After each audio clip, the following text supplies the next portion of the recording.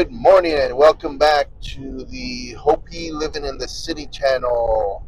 In this video, I will be taking you on a ride with me on my morning commute into Central Phoenix.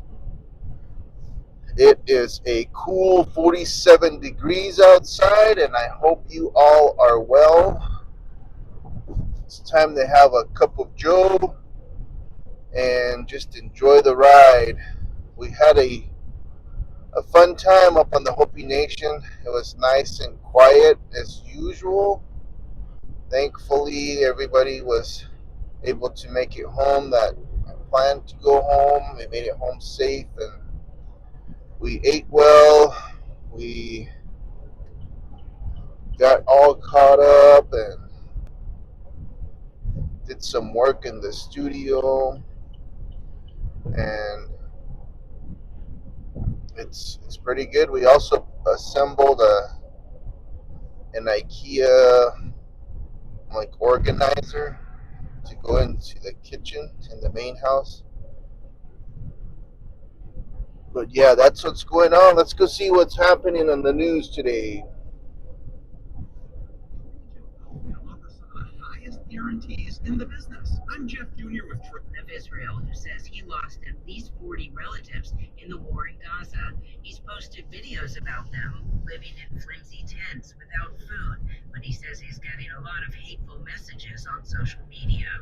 They're just telling me, we pray that your family will be vanished and killed.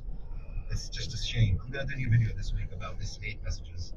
I'm going to do the opposite. I'm going to use their hate to make hope. That's what I'm doing. He says he's worried that some people close to Donald Trump have said that Palestinians don't exist or that Palestinian statehood is a fantasy, but he's trying to stay positive and promote the more moderate voices. You cannot fight the darkness. You only have to enlighten the light. That's what you're going to do. I cannot fight the darkness around the world. It's not just Palestine and Israel. I think it's all around the world. His Israeli friend Maoz Inan echoes that. At the moment, the court is facing a leadership meltdown. We don't see any leaders. We see only politicians. Politicians here and around the world who play on people's fears. Inan says he was disappointed in the Biden administration and the first Trump administration, which prioritized Arab-Israeli normalization deals over a resolution to the Israeli-Palestinian conflict. And this is part of the reason why we faced October 7th. But what I learned is that we must forgive for the past. We must forgive for the present, but we cannot and we will not forgive about the future. He's not offering any prescriptions, one state or two, but says there will be no security and safety for Israelis unless Palestinians have that too. And he and the activists here will continue to send that message to the incoming Trump administration. Michelle Kellerman, NPR News, Ramle, Israel. On retail sales shows a 3.8% increase over last year.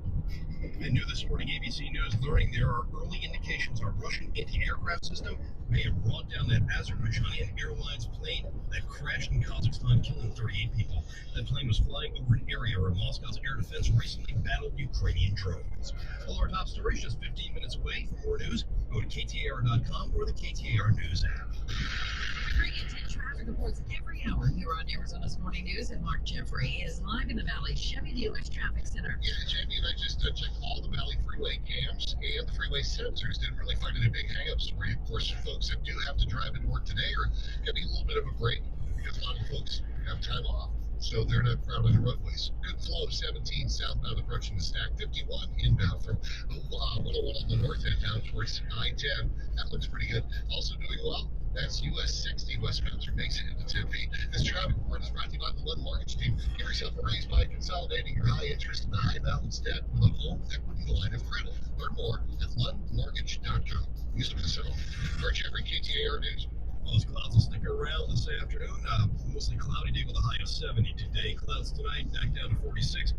Partly cloudy Saturday with a high of 72. Mostly sunny on Sunday with a high of 76. And looking into Monday, we're sunny with a high of 75. 47 right now in Gilbert. Weather is brought to you by Howard Air. Whether replace or repair, call Howard Air. All right, you've seen it. May have even seen it this morning. Dangerous driving on our roads. That crash you barely avoided. Well, how often are we seeing this kind of thing in Arizona? Let's take a closer look now here in Arizona's Morning News with our own Colton Krolak. Colton, it seems as though more of us, hopefully, than we'd like to admit, are doing some dangerous things behind the wheel these days.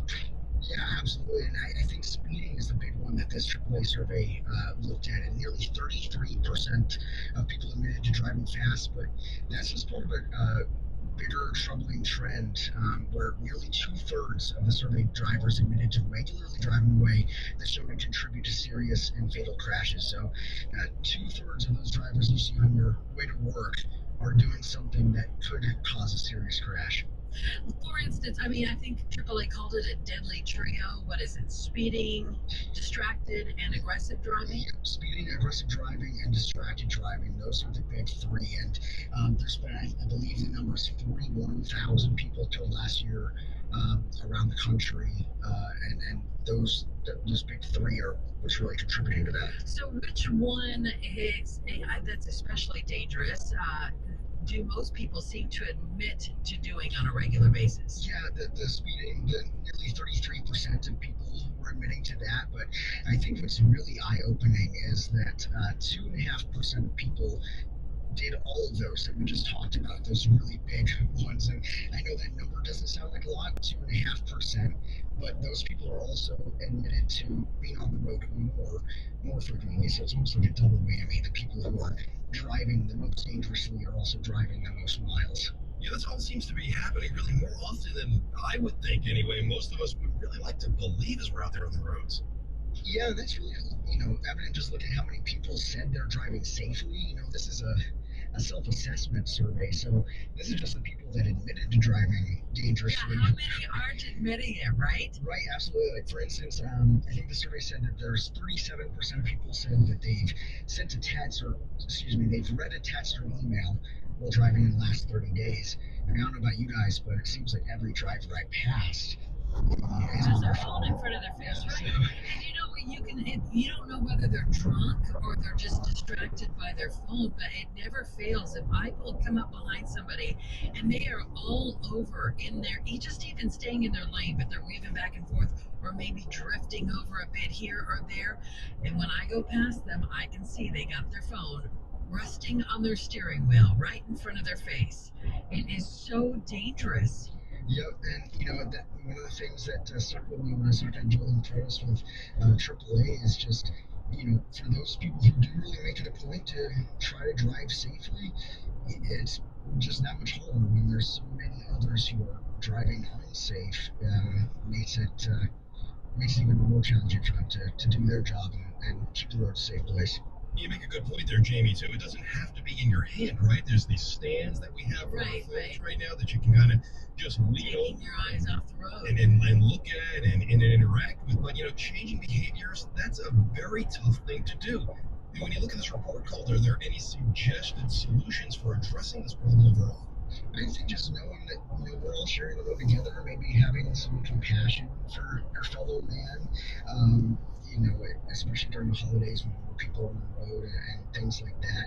And also, I just like to say, nothing's more important than your safety. So getting there a few minutes late, in the grand scheme of things, not a big deal as long as you're getting there in one piece. I say that to people I'm in the car with all the time. We see aggressive drivers that are just swerving in and out of traffic and speeding, and I'm like, you know what? Think about how much longer it's going to take for them to get where they're going when they cause a crash, and they're stuck on the side of the road, or in a hospital even for days. It just really isn't worth it. I don't know about you, Colton, but I know you have a really long commute into the studios here, and you drive around a lot as a reporter. Don't you sometimes feel like you're in the middle of a game of Frogger, just trying to dodge all these vehicles? Yeah, absolutely. Luckily, with those 3 a.m. Drives, it's not too crazy on the roads, but definitely, during the day, going to an event or a press conference or something like that, yeah, it is a little scary as much as I am on the road. It does make you think. Yeah, it's certainly so important too to be a defensive driver out there when you're seeing all of this stuff, to know when to back off, when to get away from things that just don't look right. Right. Got those lightning fast reflexes now. Thank you so much. This KTR's Golden Corn. You'll have more on this report coming up at 6 o'clock, and coming up in just moments. Drones are a dog's best friend. That sounds interesting. Okay, we'll check that out here in just a couple months. First, though, we bring in 10 traffic reports every hour. Mark Jeffrey is live in the Valley Chevy Dealers Traffic Center. Yeah, speaking of wrecks, we just had one, Bill. This is on the 202 Santa Freeway westbound near McLean. I've got a truck. It's flipped around. It's facing the roadway. It cut sideways in the roadway, pulling a trailer. So what you have blocked, 202 Santa westbound McLean. The HOV lane's blocked. The left lane's blocked. Both pushing to the right to get by. This collision, one of the vehicles involved is also blocking the westbound 202 Santa McLean all red. So 202 Santa westbound McLean, move right, got about a mile locally.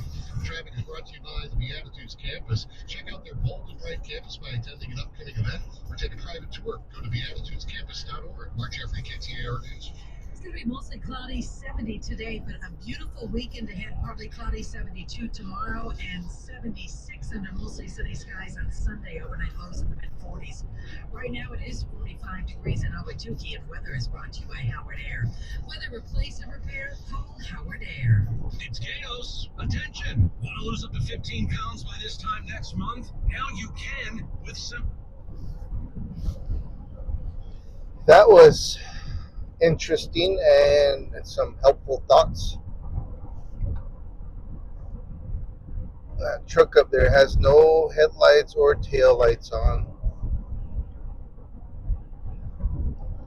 And there was an aggressive Camaro earlier, kind of tailgating and weaving in and out.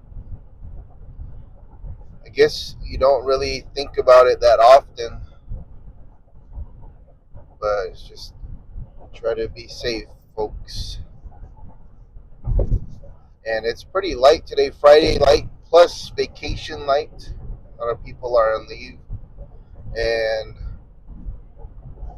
I will try to get me a breakfast burrito depending on who's selling today. On Monday there were some people selling quite early, and I was happy to have gotten a burrito. They finally turned on their lights. But I got 4 breakfast burritos. I had one, and I gave one to my buddy in the lab, and then a couple in the office. They were okay. So the tortilla was a little thick. It was greasy, but it was okay. And so I'm hoping to get something to eat this morning. I'm pretty hungry. Last night we had leftover turkey and leftover mutton and pumpkin pie with whipped cream. It was delicious. Ellie, we had a really good mutton roast for Christmas. We had the mutton, blue marbles, salad, ham, pork ribs. What else?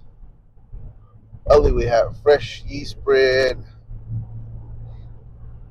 tamales, cookies, rolls.